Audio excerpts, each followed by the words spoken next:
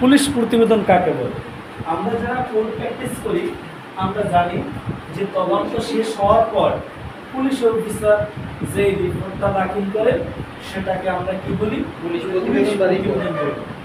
এখন তদন্ত শেষ হওয়ার পর পুলিশ অফিসার সরকার কর্তৃক নির্ধারিত ফরমে যে ঘটনা সম্পর্কে, তারপর ওখানে যারা সাক্ষী আছে ঘটনা সম্পর্কে যারা জানে তাদের নাম উল্লেখ কইরা যে আদালতে একটা প্রতিবেদন জমা দেয় সেটাকে আমরা কি বলি?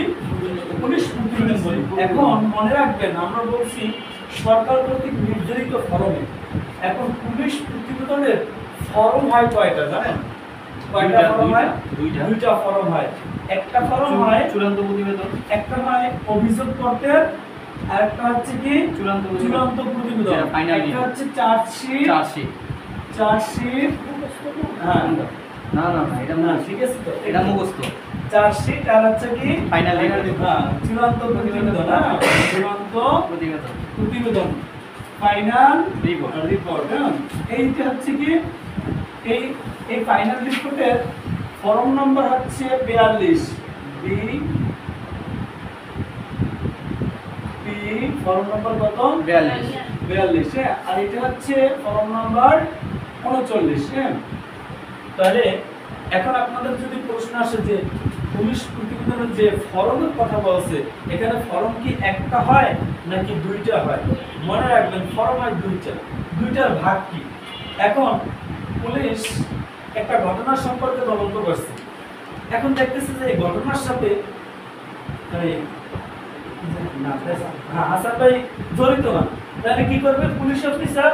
চূড়ান্ত ফাইনাল রিপোর্ট দিয়ে দিবে। হ্যাঁ ফাইনাল রিপোর্ট দিয়ে দেবে। আবার যদি দেখে যে এই ঘটনার সাথে হাসান জড়িত তাহলে কি করবে? চার্জশিট দাখিল করে দেবে। কথা বলছেন? তাহলে ঘটনার সাথে যদি জড়িত না থাকে তাহলে ফাইনাল রিপোর্ট দিয়ে দিবে। এখন চূড়ান্ত প্রতিবেদন যখন আদালতে দাখিল করবে তখন হাসানকে আদালত আবার কি করবে? হাসানকে আদালত কি করবে? অব্যাহতি দিয়ে দেবে। হ্যাঁ আর যদি হাসান এই ঘটনার সাথে জড়িত থাকে হ্যাঁ তাহলে কি করবে? বিচার কার্যক্রম শুরু হবে। হ্যাঁ আমি কিন্তু প্র্যাকটিক্যালের মাধ্যমে এবং বইয়ের ভিতরে ঢুকতেছি। যদি হাসান জড়িত থাকে তাহলে বিচার কার্যক্রম শুরু হইবে। জড়িত থাকবে অভিযোগ গঠন হইবে। আর যদি হাসান জড়িত না থাকে তাহলে কি হবে? অব্যাহতি দিয়ে দেবে। এখন মামলা করছে কে? ইতি আপু। কোন ইতি? সেই ইতি আপু মামলা করছে হাসানের বিরুদ্ধে।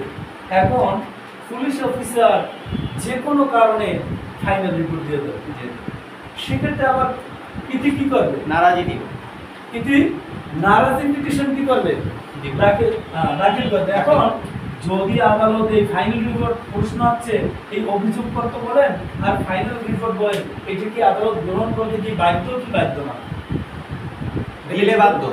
নো এটা বাধ্য না। এটা গ্রহণ করতে আদালত বাধ্য না।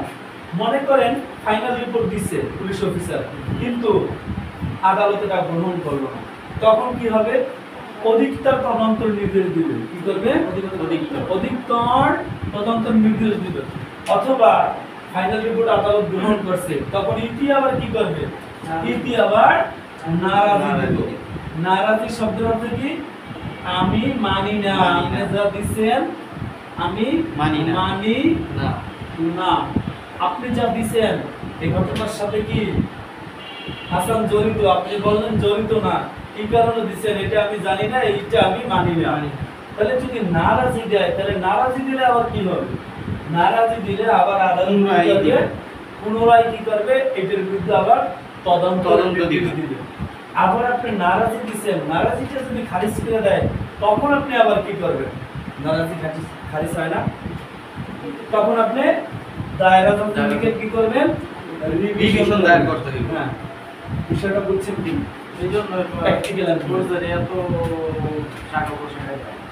এই যে হালে তো প্র্যাকটিস করে দিই আমি কিন্তু আসলে কিও মামা বুঝছেন না? ফাইনাল রিপোর্ট হ্যাঁ দিলে অব্যাহতি পাইলো। হ্যাঁ ফাইনাল রিপোর্ট দিলে অব্যাহতি পাবে। তারপরে অব্যাহতি ফাইনাল রিপোর্ট দিলে আবার আরো দিবে। যদি সে দোষী না হ্যাঁ অব্যাহতি পেয়েছে আবার 202 এর অব্যাহতিতে একবার মুক্তি নাই, সেগুলো তো আবার নিতে পারবে।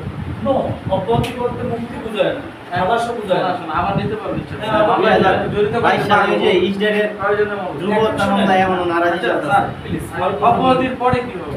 হ্যাঁ অব্যাহতি অব্যাহতির পরে সে বাসা যে মিলে দেবে মিলাদ দিব। সেটা দিল আর কি। আপনারা দাওয়াত ফাইনাল দিল। রিপোর্ট দিল, হ্যাঁ, আদালত গ্রহণ না করলে একটু ফাইনাল রিপোর্ট দিল, আদালত গ্রহণ না করলে তদন্তের জন্য আবার অবৈধতা তদন্ত দিব। তদন্তের জন্য নির্দেশ দিব। বিষয়টা ক্লিয়ার? এখন ফাইনাল রিপোর্ট কয় প্রকার? আমরা যদি দেখি ফাইনাল রিপোর্ট হচ্ছে 5 প্রকার। ফাইনাল রিপোর্ট কত প্রকার? 5 প্রকার। এক নম্বর হচ্ছে ফাইনাল রিপোর্ট ট্রু। এগুলোর সাথে পরিচিত না আপনারা? না sir. Final report false. False. হ্যাঁ, তারপর final report mistake of law. Final report mistake of fact. Final report mistake of fact. তারপর 5 নম্বর হচ্ছে ফাইনাল রিপোর্ট নন কর। হ্যাঁ, এই হচ্ছে ফাইনাল রিপোর্ট প্রকার 5 প্রকার।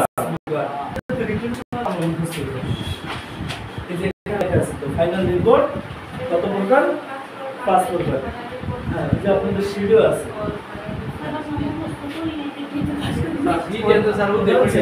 তাহলে ফাইনাল রিপোর্ট কত প্রকার? 5 প্রকার।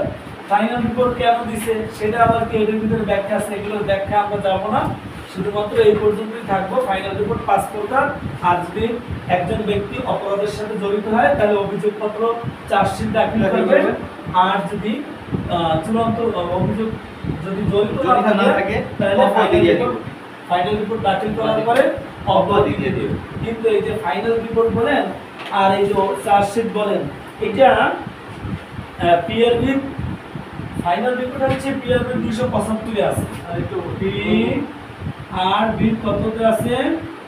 275 এ। আর চার্জশিট হচ্ছে পিআরবি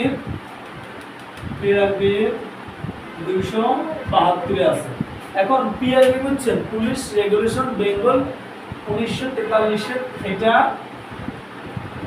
275 আর এটা হচ্ছে 272।